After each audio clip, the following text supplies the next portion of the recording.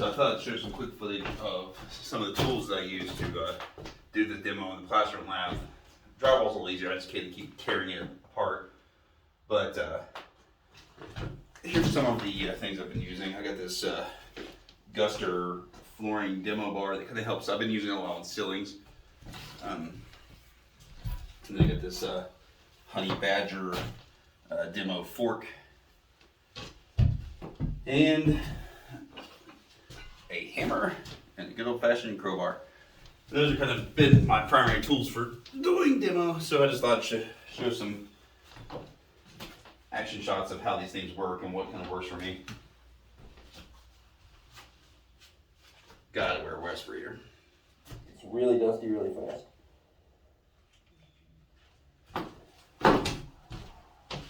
So usually I take this fork to knock off a bit.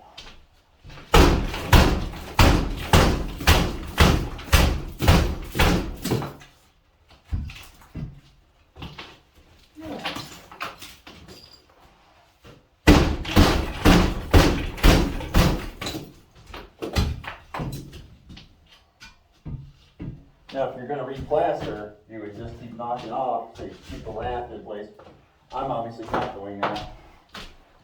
And I've tried different tools, but I really find the crowbar helps the most if you've got a strong interior wall.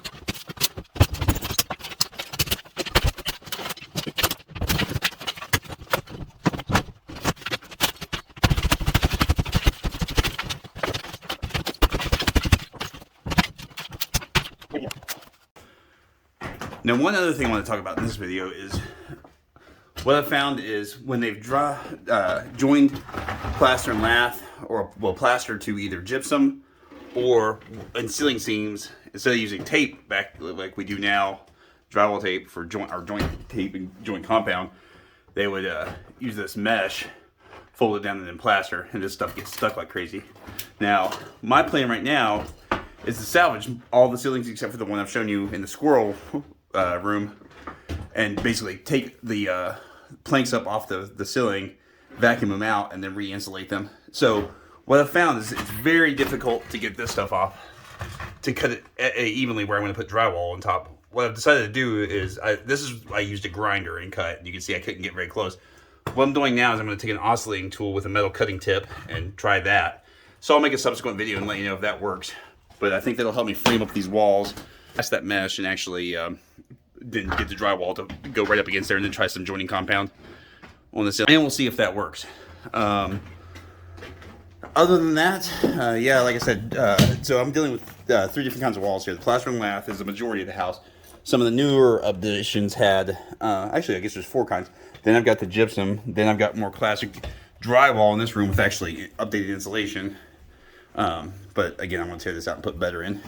So, and lastly, there's that weird cardboard stuff I showed in, like, I think my first video. So anyway, that's a quick video of the pain in the butt it is to get this stuff off. Now, what I've discovered, as I was saying earlier, is you can kind of beat plaster off the walls. But if I was going to keep the lath, what I would do is just use a scraper and ride the lath and pull the plaster off. The other thing is I keep going to hardware stores and I keep forgetting to buy a helmet. So I don't know if you can see it in the video when I put this up, but a lot of the plaster flies off and hits you in the head and it hurts. Because it's pretty hard. It's like rock. I think that's it for today. Thanks.